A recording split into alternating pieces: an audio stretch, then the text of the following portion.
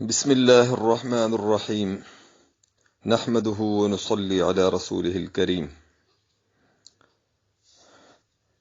پچھلے سبق میں ہم نے مدوں کی مقداریں، مد فرعی کے اسباب اور اسی طرح مد فرعی کے اقسام اور اس کے ساتھ مد متصل کا قاعدہ بیان کیا تھا۔ آج ہم مد منفصل کی تعریف کریں گے۔ مد منفصل کسے کہتے ہیں؟ حرف مدہ کے بعد حمزہ دوسرے کلمہ میں ہو تو وہاں بھی مد کریں گے، جس کی مثالیں یہ ہیں: قالوا آمنا بما انزل انا اعطیناک الکوثر۔ اب قالو میں آپ غور کر لے تو قالو میں وہ مدہ ہے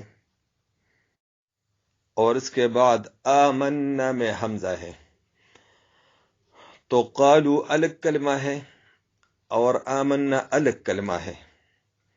قالو کے آخر میں وہ مدہ ہے اور آمنا کے شروع میں حمزہ ہے، تو حرف مدہ اور حمزہ دونوں الگ الگ کلموں میں آیا ہے، تو اس لیے اس کو مد منفصل کہتے ہیں۔ اسی طرح بما انزلہ، بما میں آپ غور کر لیں تو بما میں الف ہے اور بما مستقل کلمہ ہے، انزلہ میں حمزہ ہے، تو بما الگ کلمہ اور انزلہ الگ کلمہ ہے، تو اس لیے اس الف میں جو مد ہوا تو وہ بھی انزلہ کے حمزے کی وجہ سے، لیکن کلمہ جدا ہے، تو اس لیے اس کو بھی ہم مد منفصل کہیں گے۔ یہی مثال انا اعطیناک، انا میں الف مدہ ہے، اعطیناک میں دوسرے کلمہ میں حمزہ ہے، تو انا میں مد اس حمزے کی وجہ سے ہوا، کلمہ جدا ہے، الگ الگ ہے، تو اس لیے یہاں بھی مد منفصل ہے۔ اب مد منفصل کی مقدار وہ بھی توسط ہے، جتنا مقدار مد متصل کا تھا وہی مقدار مد منفصل کا بھی ہے۔ توسط یعنی 2 الف، 2.5 الف اور 4 الف، جتنے بھی آپ کر سکتے ہیں، اس کی مقدار بھی توسط ہے اور اس کو مد جائز کہتے ہیں۔ مد جائز، مد متصل کا جو مد تھا وہ مد واجب تھا، لیکن اس کو ہم مد جائز کہیں گے، اور اس کو ہم مد جائز اس لیے کہتے ہیں کہ اس میں قصر بھی جائز ہے۔ مثلا آپ پڑھتے ہیں قالوا آمنا، 1 الف کے برابر مد، بما انزل انا اعطیناک الکوثر، تو اس لیے اس کو مد جائز کہتے ہیں کہ اس میں توسط اور قصر دونوں جائز ہے۔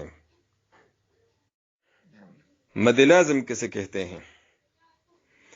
حرف مدہ کے بعد سکون یا تشدید آ جائے، جیسے الآن ولا الضالین،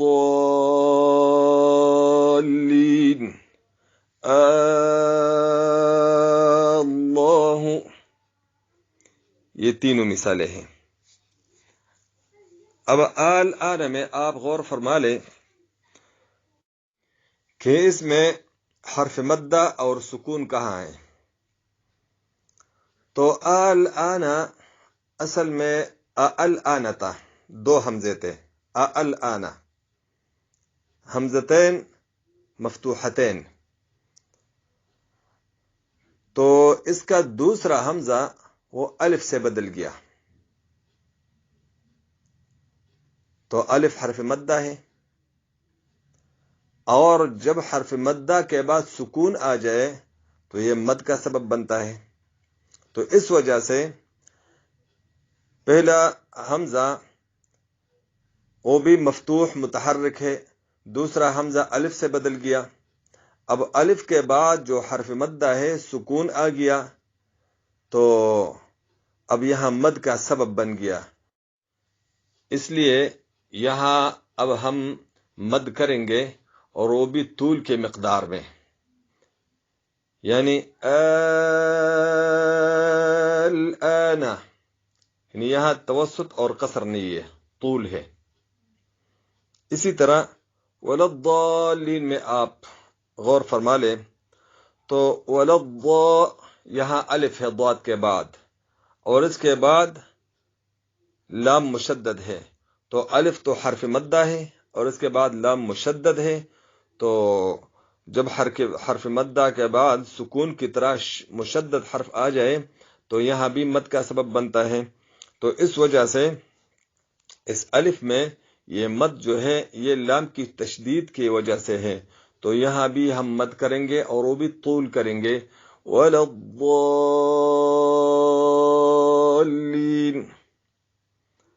اسی طرح یہی مثال، یہی صورتحال اللہ میں بھی ہے۔ اللہ اصل میں اللہ ہوتا، اللہ، دوسرا حمزہ الف سے بدل گیا اور اس کے بعد لام مشدد آ گیا، تو اس وجہ سے یہاں بھی مد کا سبب بن گیا، تو یہاں ہم پڑھیں گے اللہ، طول کریں گے، طول یا 3 الف کریں گے اور یا 5 الف کریں گے۔ بہر صورت مد لازم میں صرف طول ہے، توسط اور قصر جائز نہیں۔ اب مد لازم کی اقسام ہم بیان کریں گے کہ مد لازم کی کتنی قسمیں ہیں۔ تو مد لازم کی 5 قسمیں ہیں، وہ نمبر وار میں بیان کرتا ہوں۔ نمبر 1 مد لازم کلمی مخفف، نمبر 2 مد لازم کلمی مثقل، نمبر 3 مد لازم حرفی مخفف، نمبر 4 مد لازم حرفی مثقل، نمبر 5 مد لازم لین۔ یہ اجمالی طور پر میں نے مد لازم کی اقسام بیان کی ہیں، احباب اس کو اچھی طرح ذہن نشین فرما لیں، اور آئندہ سبق میں انشاءاللہ میں ہر ایک کی تعریف کے ساتھ حاضر ہوں گا۔ السلام علیکم ورحمۃ اللہ وبرکاتہ۔